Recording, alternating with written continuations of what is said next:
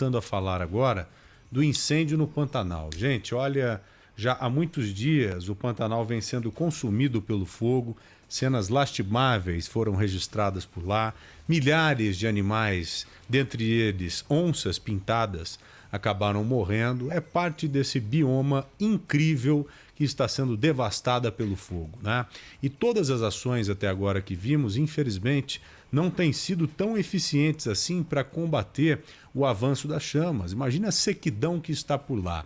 O nível do Rio Paraguai, ele vem muito baixo, não é de hoje. E o Rio Paraguai, quando inunda, ele joga água para várias regiões, transformando tudo aquilo em um pântano, em um pantanal, como o próprio nome sugere, é feito de áreas alagadas. E pelo fato de não ter água espalhada mata dentro, por isso que o fogo também vem se espalhando com uma velocidade muito grande. Mas mesmo com toda essa dificuldade, nós temos visto profissionais incríveis se transformando em verdadeiros heróis, se dedicando para salvar animais, se dedicando para entrar em áreas de difícil acesso para tentar impedir, dentro do possível, o avanço das chamas.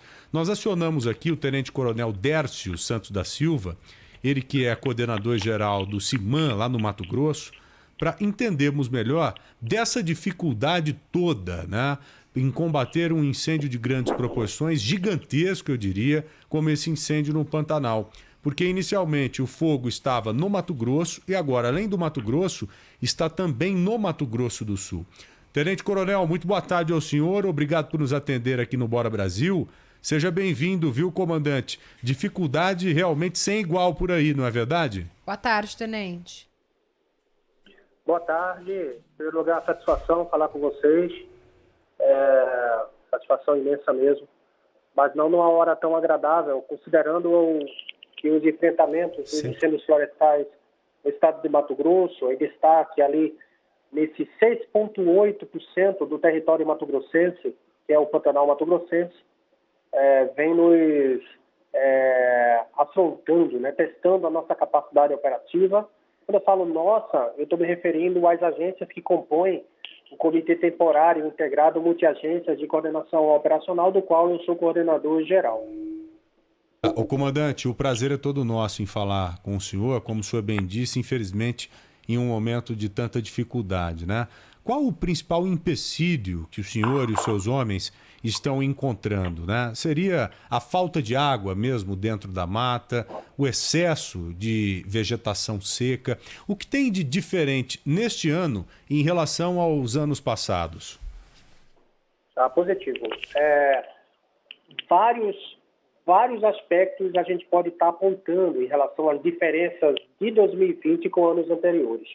Na verdade, a gente pode alongar até mais essa observação, considerando que grandes incêndios do Pantanal remontam ao ano de 2014. Então, a gente tem aí entre 15 e 16 anos de intervalo dos grandes incêndios na região do bioma Pantanal. Lembrando em consideração que Mato Grosso tem mais de 903 mil quilômetros quadrados.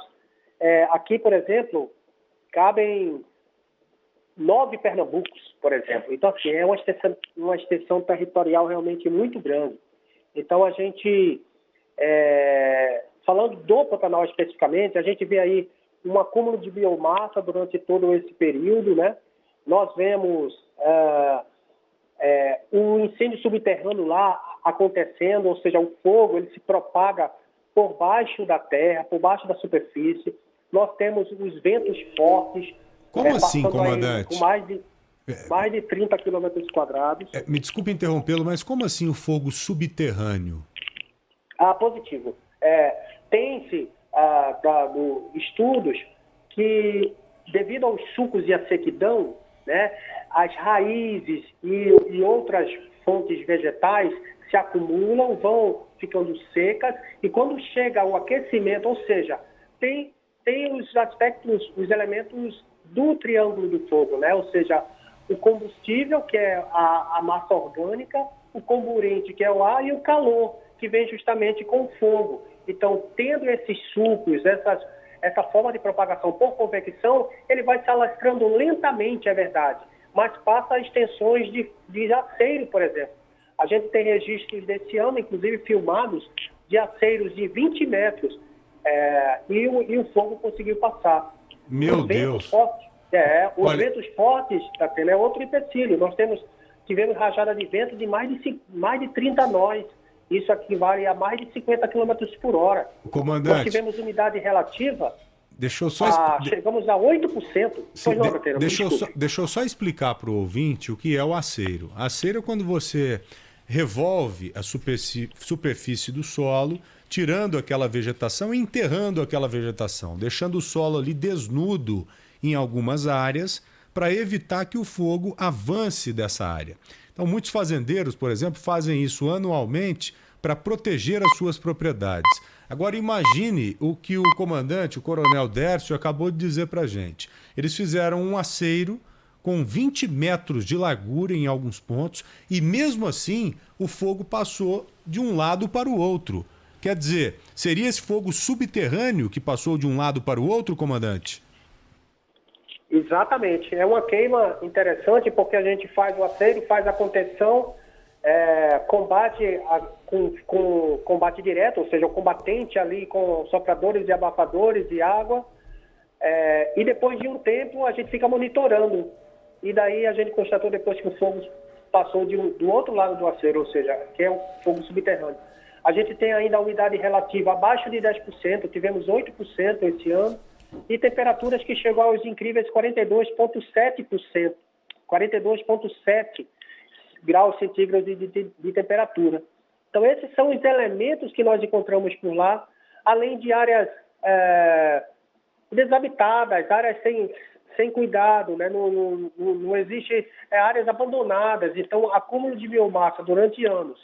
Esse abandono de algumas regiões sem acesso algum, né? E mesmo com essas áreas alagadas, algumas áreas alagadas, é impressionante o desafio, onde o combatente, o brigadista, ele está ali com o seu coturno, sua calça imersa na lama, e o fogo passa por cima da vegetação, porque existe a vegetação ainda superficial da água, e ele passa assim na linha da água. Não, eu estou imaginando. Agora, comandante, o senhor está dizendo de áreas abandonadas, que acumulou muita vegetação. Eu falei isso no início do programa, que o gado, por exemplo, ele é, entre aspas, um aliado importante nesse tipo de situação para impedir que se acumule massa e que essa massa se transforme em uma bomba na realidade, né? Agora, essas áreas abandonadas, por que foram abandonadas? O que seriam essas áreas, para entendermos melhor, comandante? Pelo que se tem registro, são áreas que são de família, então existem algumas ações judiciais, então as pessoas às vezes não dão o trato, né, o cuidado. Mas aí a gente está falando de uma parcela, né, de uma parcela. Já fizemos inclusive algumas perícias, né, para se observar as causas, né, diagnosticar as causas desses incêndios. Então, o trabalho lá está sendo muito intenso. Desde o dia 17 de julho iniciamos combate lá. No dia 7 de agosto foi deflagrada a Operação Pantanal 2, né, considerando que essa Operação Pantanal ela estava no Mato Grosso do Sul, e por isso que chamou Operação Pantanal 2 aqui no território mato-grossense. E estamos lá em ciclos de 10 em 10 dias trocando as equipes devido ao estresse, ao cansaço, ao desgaste do combatente florestal frente a um incêndio dessa natureza. Mas não descansaremos. A ordem é minimizar os danos materiais, ambientais, né? O senhor vê alguma chance de controlar esse incêndio sem chuva ou não? Para falarmos rasgado para o nosso ouvinte. O senhor acha que tem como controlar ou não? Ou é praticamente impossível?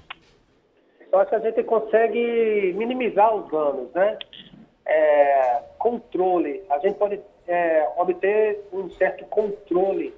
Agora, devido às características topográficas, climáticas, né, de acesso até, realmente é muito difícil a extinção total. É possível a gente ter controle de áreas, mas não extinção total.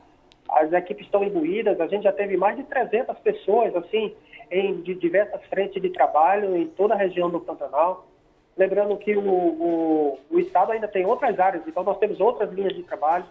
O Corpo de Bombeiros trabalha com, além das unidades operacionais fixas, permanentes, ainda temos mais de 40 instrumentos de resposta temporário no Estado. Então, as dificuldades são imensas, mas nós não desistiremos. Esse é o nosso lema. Vocês já devem ter visto aí cenas lastimáveis, né? Cenas impactantes e muito tristes. O senhor poderia descrever algumas cenas que foram vistas por vocês e que vocês acabaram comentando depois em grupos, ô comandante? Eu queria me reservar a esse direito. São coisas que eu não tenho nenhuma possibilidade de eu estar replicando. Eu não replico essas cenas e não gosto nem de ver, sabe? São Sim. cenas tristes, realmente, que a gente vê aqui nos relatórios. Existe um centro de triagem e resgate desses animais que foi com apoio aí da Secretaria do Meio Ambiente, fazendo esse trabalho junto ao Comitê do Fogo. Então, há toda essa questão muito pessoal, né? Eu só Claro. vejo os vídeos e as imagens porque sou coordenador geral e eu tenho que ler os relatórios.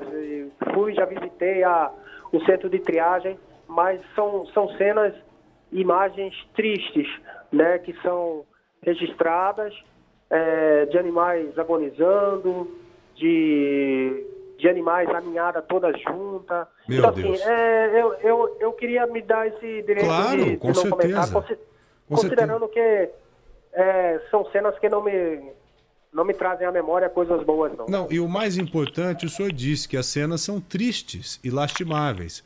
Agora, utilizando essas cenas para sensibilizar a quem for de direito, o senhor acha que tem como a gente começar a pensar para frente? O senhor acha que tem como a gente começar a trabalhar de uma forma para evitar incêndios similares a este, através de algumas ações de precaução, como, por exemplo, não abandonar determinadas áreas para permitir o acúmulo de massa, permitir que o gado pastoreie algumas regiões, permitir que o fazendeiro faça talvez o fogo programado e controlado com muita seriedade. O senhor acha que essas ações ou algumas outras ações serão importantes daqui para frente para evitar novos incêndios catastróficos como este?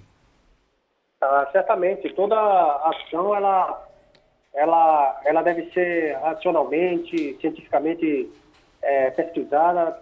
Todos os fatores de auxílio estão sendo aproveitados.